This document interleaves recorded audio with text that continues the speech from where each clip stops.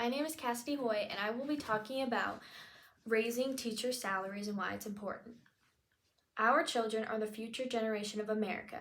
These kids will grow up to be the next president, the next neurosurgeon, and the next group of people answering our country's biggest debated questions.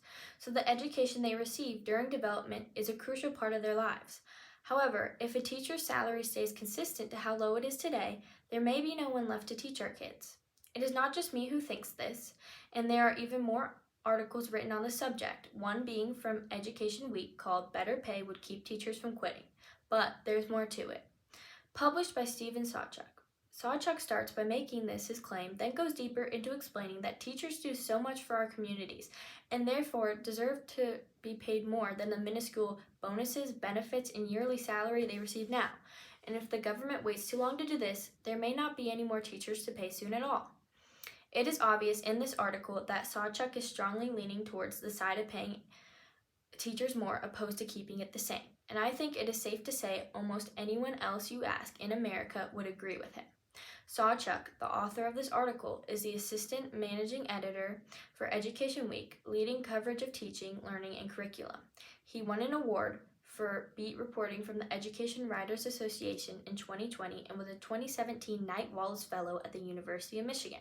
He also holds degrees from Georgetown and Columbia Universities.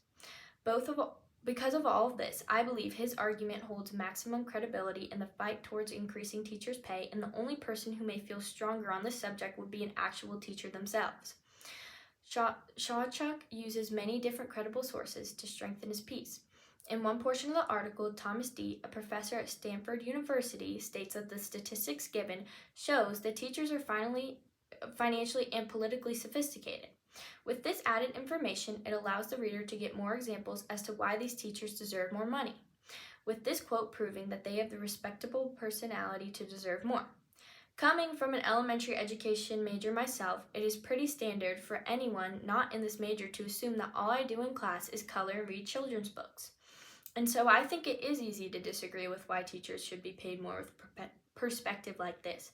However, because of articles like this one, readers can understand better about how much more goes into being a teacher than what it looks like at the surface.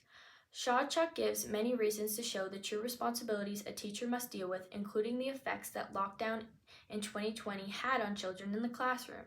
Included in this article, it says that a recent Khan Academy study found that factors like student behavior and a lack of mental health supports have made the job of catching students up post-pandemic more difficult.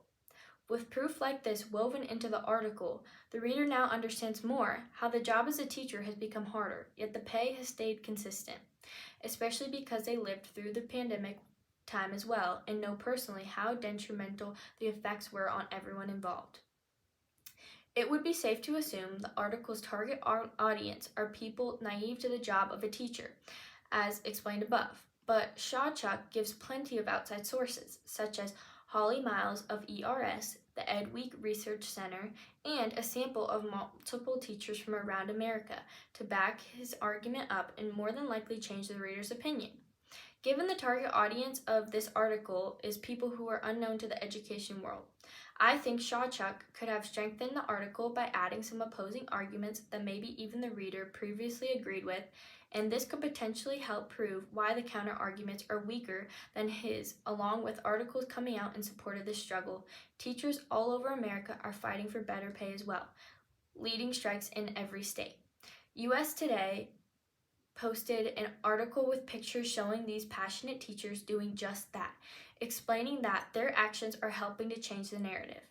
Overall, I believe the author has a strong article with plenty of sources to back up his arguments. And although every teacher knows you do not do the job for the money, but because you love it, the article gave me some more reasons to justify why us teachers should be able to love our job for everything on top of the good pay because it is what we deserve.